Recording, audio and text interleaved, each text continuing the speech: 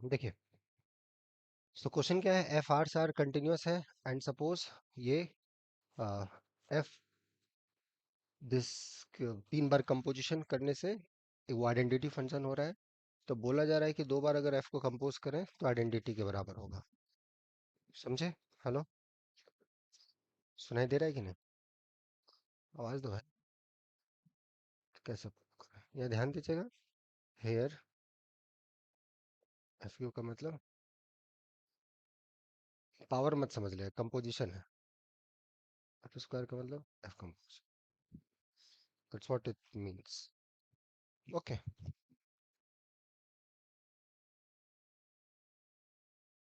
चलिए।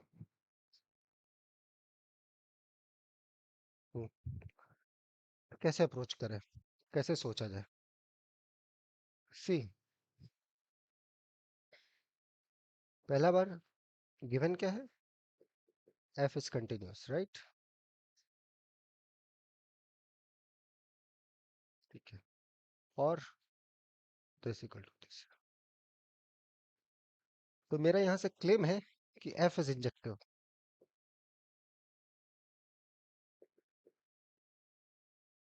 कितने लोगों को दिख रहा है कि एफ इंजेक्टिव है? हाँ ना, दिस फंक्शन इज इंजेक्टिव। हाँ जी, दिख रहा है का मतलब प्रूफ दिखना चाहिए क्या? हाँ, मेरे को दिख रहा है फंक्शन वन वन है। हाउ मेनी ऑफ यू, बता भाई, कैन यू सी दिस?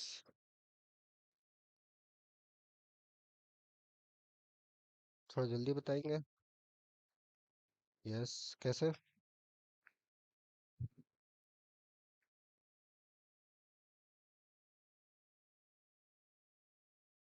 या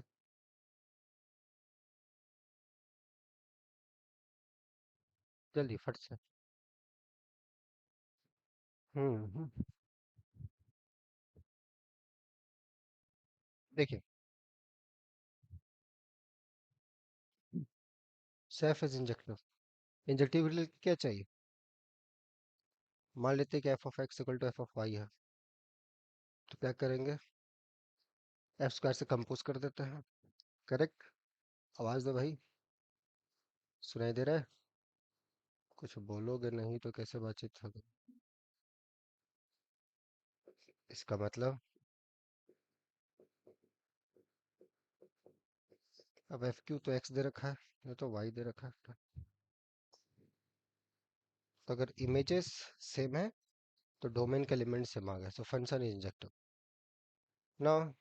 ये एक फैक्ट, अगर एफ आर से आर कंटिन्यूस है and f is injective, then either f is strictly increasing or f is strictly decreasing।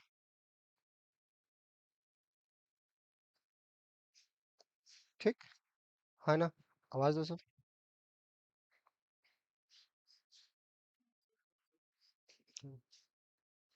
इसको प्रूफ कर लोगे? है ना, दिस फैक्ट। आवाज दो, हुआ है। हम्म, बोलो। ठीक है, सिर्फ आर से आर कंटिन्यूस है, फंक्शन आपका इंजेक्टिव है, तो या तो एफ स्ट्रिक्टली इंक्रीजिंग होगा या एफ स्ट्रिक्टली डिक्रीजिंग होगा ऑन आर। बहुत बढ़िया। ठीक, हियर, यहाँ पर अगर हम लोग जाएं, so in this case here f तो कंटिन्यूस इंजेक्टिव है। यहाँ पर एक्स्ट्रा चीज ये भी दिया हुआ है कि दिस इक्वल टू दिस है। तो यहाँ से ये देखो, एंड एफ इज कंटिन्यूस, तो यहाँ से देखना है कि एफ स्ट्रिक्टली इंक्रीजिंग हो जाएगा। ओके, एफ स्ट्रिक्टली इंक्रीजिंग या स्ट्रिक्टली डिक्रीजिंग तो है, बट चूंकि ये हाइपोथेसिस आपने दिया हुआ है तो फंक्शन स्ट्रिक्टली इंक्रीजिंग होगा। क्यों? अगर स्ट्रिक्टली डिक्रीजिंग ले लें तो कुछ कंट्राडिक्शन प्रूव कर देते हैं, क्या है ना? क्या लगता है? सुन पा रहे हो सब? कैसे? कैसे? बताओ, स्ट्रिक्टली डिक्रीजिंग होने से क्या कंट्रडिक्शन आएगा? बोलो। मान लो, suppose f is strictly decreasing, तो इसका मतलब अगर एक्स लेस देन वाई है, तो इसका मतलब f of x greater than f of y हो जाएगा। फिर से आप ऑपरेट करें। हम्म। आराम से आराम से आराम से आराम से, ये एक्स लेस देन वाई ये आया ना यहाँ तक। फिर से एफ ऑपरेट करो, कितना जाएगा? तो फिर से एफ ऑपरेट करेंगे, दिस, ये आएगा ना, डिक्रीजिंग है ना, आवाज दो। बट ये वैल्यू किसके बराबर है? एक्स। ये वैल्यू किसके बराबर है? वाई। ये तो कंट्रडिक्शन आया ना। हम क्या मान के चले थे? एक्स लेस देन वाई, और आया क्या at the end? X greater than y. Contradiction, right? कुछ बोल नहीं रहे सब। Then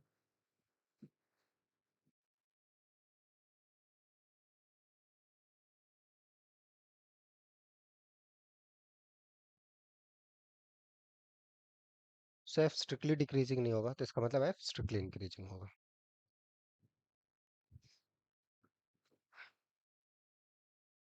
so f is strictly increasing on are.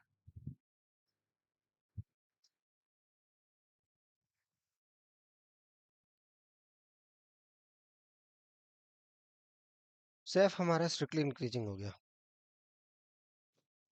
Done. तो इसका मतलब नो। अब उसके बाद जो हमारा नेक्स्ट क्लेम है कि एफ ऑफ एक्स एक्स होगा। नेक्स्ट क्लेम जो हमारा एफ ऑफ एक्स होगा। क्यों? Suppose there is x not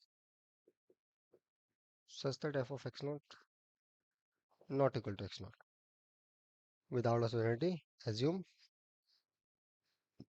x naught less than f of x naught. तो अगर हम लोग ऑपरेट करें दिस, फंक्शन स्ट्रिक्टली इंक्रीजिंग है ना, आवाज दो। तो ये क्वांटिटी तो इससे छोटा, करेक्ट? फिर और ये किससे बड़ा हो जाएगा? ये एक्स नॉट से बड़ा हो जाएगा ना, गिवन इन्फॉर्मेशन है ना। तो दोनों साइड एफ ऑपरेट करेंगे।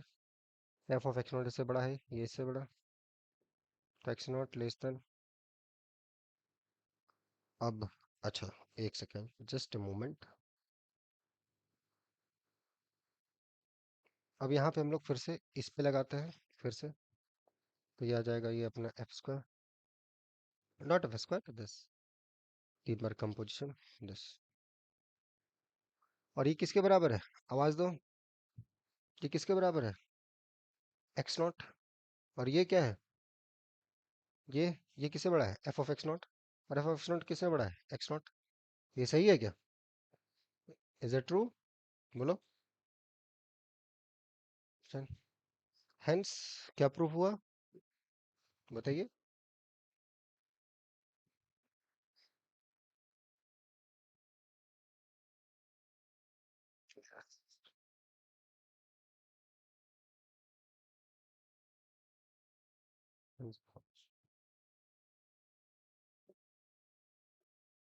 इसका मतलब f of x.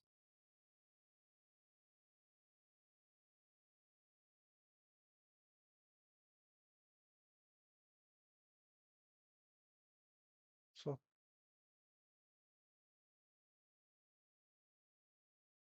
And that's a proof.